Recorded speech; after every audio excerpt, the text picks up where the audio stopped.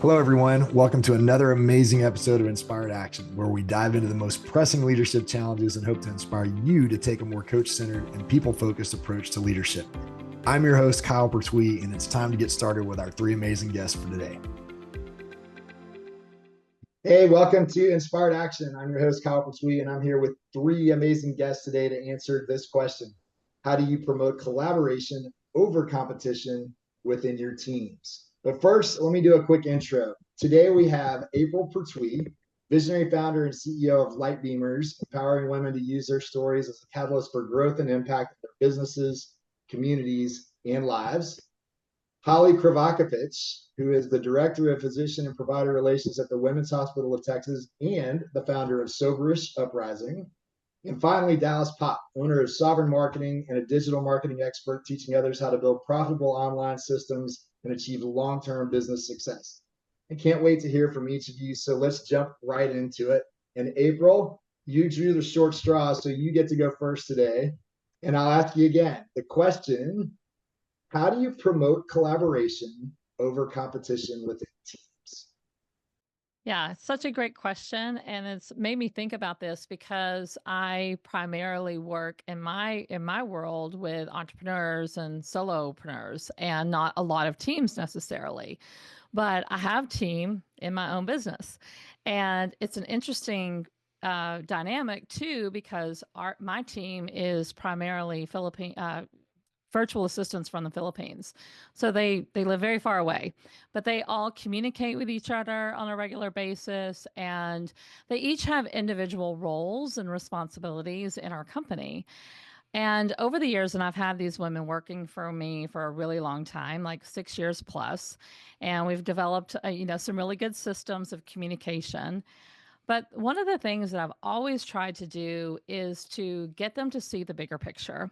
They might be working on an email campaign, or they might be building graphics for our social media, or they might be setting up something on our website and doing very specific tasks where they want to perform at a very high level. They want to be recognized for their work, which of course we always want to do, but it's not just about that singular thing that makes the whole ship run, right?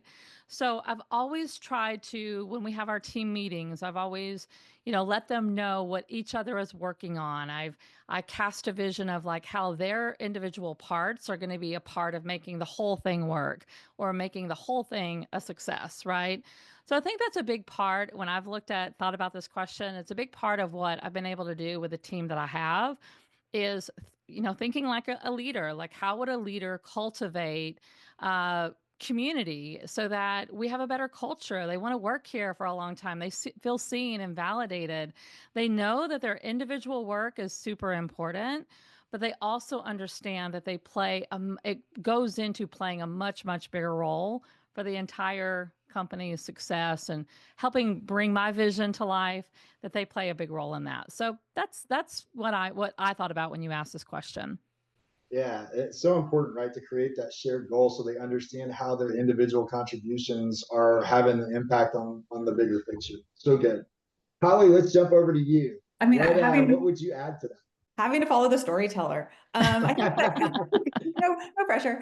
I think that clarity and shared goals is so important. And I think I thought of this a little differently when you posed the question about how, to me, I think leaders inherently want to be collaborative, but they're also competitive. Mhm. So I think anytime it's like, hey, don't do this, do this. I'm like, but wait, I am this like competitive person, right? So I think it's like, how do you honor both? And I don't really see them conflicting.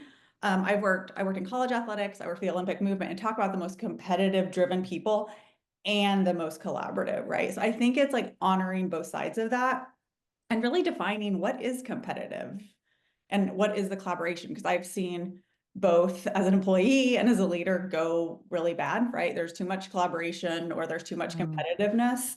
And so I think how I view it is, it's funny, I play tennis. My brother's a tennis pro, and I call him after all my tennis matches, right? And I'm like, here's what I did good. Here's what I did bad. Here's what I need to work on. And he's great. And one day I think I like mentally collapsed. And he was like, are you competitive or are you competing? And I was like, ooh, That's a good question. Ooh, and I go to that all the time because competitive to me is like, oh, I'm going to beat April, or I'm going to, and yes, on a team sport you do one, but it's like this outside noise and pressure. And then competing is like, how do I show up my best self, right? Like, how do I stay in myself? And I feel so strongly that you can compete and be collaborative in a way that everybody wins, to April's point, right? We all share that. So I think it's really honoring, hey, how can I be more collaborative so I can compete? Or maybe what do I need to focus on so that I can be more collaborative? So to me, they feel very same side of a different coin, or different side of the same coin, or they can be used in healthy ways. And I think anytime that you feel like one is better than the other, then you're like, well, am I bad because I feel this way? Or, so I think it's that honoring of how we show up. Yeah, I love that. Am I competing or am I competitive? Mhm. I think there's Really that good. in organizations, it's that shift of the narrative, right? It's not climbing over each other, it's Yeah. climbing together. And so you think about building teams that win long term versus individuals who burn out trying to stay on top. Right. So Yeah. yeah, I love that. Yeah. All right, let's jump over to Dallas. Dallas, what would you add into the mix on the burning question? How do you promote collaboration over competition within teams? I mean, shoot, let me find the crumbs. You girls answered it so well. Mhm. I love this question, and I'm very blessed to be an individual who I was the captain of lots of teams, even outside of sports, leadership teams and stuff like that. And I think the most important thing that April, you actually spoke on the beginning, was alignment and the goal, right? And especially teams, you have people, if we're talking in a professional setting, you have people who want to provide the most value. You have people who want to, collect a paycheck. You have people who want to show off, right? And if your goal is to be the best team, you need to make sure that the right people in the team have the right mindset, right? You're aligned with maybe serving others the best and working with the group, to optimize and accelerate your growth and efficiency, right? So understanding like the people's mentality and you have the right people in the right place, I think is crucial. And to understand the main goal, I think it would be actually going into a flow state, which it gets kind of dense. It's almost like a sense of frequency, right? It's interesting. I remember playing on a football team, and the year before we won the state championship, right? And going into the next year, I'm like, man, we're going to kill it. We're going to do it good. And the first thing my other captain said is like, no, we're not. And I'm like, wait, what? And he's all like, bro, he's like, you don't understand. The people in our team do not have each other's backs like they did last year. It was personal every time there was a tackle, anytime there was a miss, people would fail, and another person would be right behind them to cheer them up, get their head right. And also like when they're running plays, people knew the other individual was going to be there. They could trust him, they could rely on them, and they are aligned with the main mission, which is work together to win the game. And that's something that if you have any selfishness, any ego inside of you, you can't incorporate, and you can't achieve this ultimate team goal of going to the flow state, having the highest outcome, be as proficient as possible, right? And I think it's important too, like in groups, that we need to have individuals who are also aligning and reminding us what we're doing, and also viewing things from a outside perspective of like, hey, who's maybe falling outside the line, who's not doing well, and needs to be reminded, right, what our overall goal is. And so that would be my biggest takeaway, is making sure you have the right people in the right place, the right mindset in your team, because if you don't, competition's inevitable. You can't control somebody's inside. If that's who they are, if that's what they want to do, then it is what it is. So I think that'd be my biggest takeaway, and making sure people are working together instead of trying to compete with one another. I want to jam on what Dallas was just talking about. And Holly, you'll know this, and April, you'll know it too, just kind of in terms of core energy, the flow state being at level 6, right? And Dallas, I'd love to share more about that kind of work at some point with you. But it was interesting, back in 2012, I got to work with professional athletes for about a year. And as we talked kind of about that flow state and help them understand some things, it's not at all, when we're in that state of mind, about beating your competition. And what's so funny is, like, when you see or listen to announcers like Tiger Woods for years, hear the announcer say, well, he's just unconscious. And in reality, he was so fully conscious and so present and in such a flow state that he was crushing it because there was nothing else entering his mind but crushing it. And it wasn't about winning. It wasn't about competing. It wasn't about beating the person next to him or wasn't about making birdie. He just was going through all the automated motions that he knew so well from practice, right? And repetition and consistency. So, yeah, I love that piece of it, because when we can get individual awareness to that level, you talk about teams that can't be beat because they understand. And then that level 4 piece of service and having each other's back comes in, and you really start to execute at a different level. So here, I'm going to throw this into the mix for a little bit, just to kind of stir it up a little. But when you think about organizations that have things like stack ranking or employee of the month contests, you know, things that may seemingly promote goodwill and encourage people to perform at certain levels, but in reality, they may not. What is your take on those types of things? And maybe where have you seen them work, and probably more likely, where have you seen them not work so well? I think I've seen them work well when it's not necessarily like a direct leader, but like a coworker or a colleague nominates somebody, because then I think that really shows it's not, you know, it's not a favorite. It's more of, hey, you know, Dallas helped me out with this project. I'd like to nominate him because he did X, Y, Z. So it kind of shows that building that collaboration. Those are the ones that I feel like and it means a lot, right? Your coworker nominates you, you don't even know they did. So those are the ones I feel like work well that I've seen. Yeah, I like that. You know, it's funny. I fly all the time, and so about once a quarter, Delta actually mails me these cards that you can fill out for their employees to recognize them, right? You just turn it in at the gate.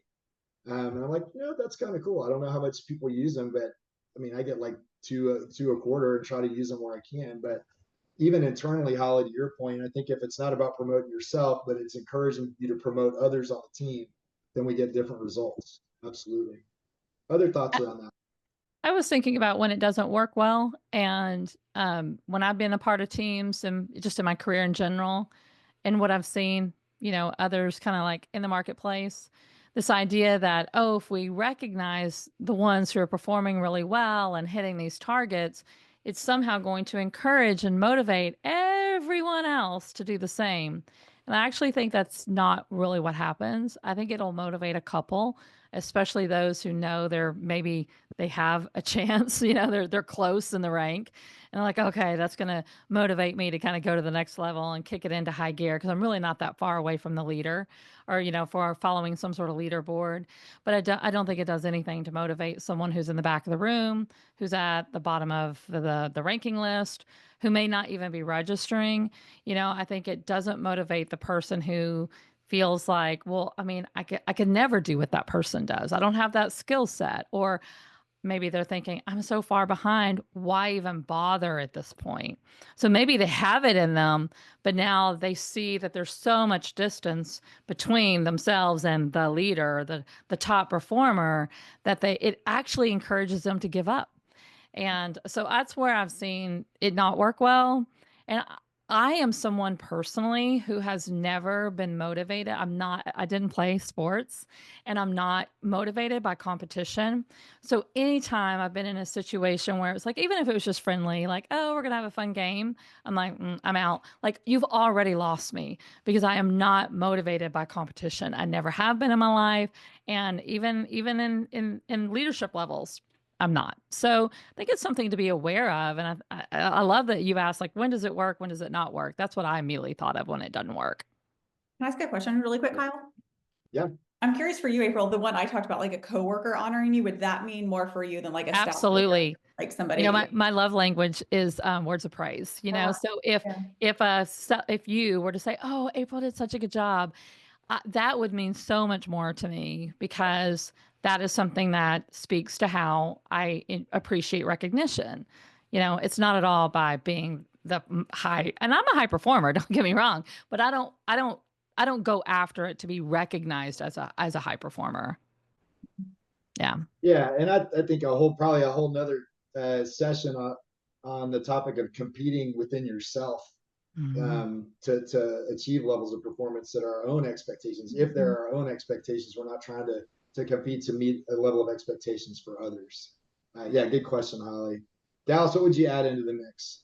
I have a question for everyone here, but to kind of play into my answer, I think it's really important to understand the setting in which people are affirmed, right? Whether it's from the whole company or if it's from a leader, they call them in and then compliment them individually. And I think it really depends on the setting of what works where, right? I was part of a company and I remember other individuals would stand up, no matter and they would just call somebody out. And if you're like, and it was always like a teetering feeling of like, oh, this, like they call something out, everyone's like, they did their job, but then you had somebody who got called out and they had like $1 million contract, and there's just this ebb of flow of just kind of uncomfortability. So I think it's really important to kind of set the settings and standards to what that should look like.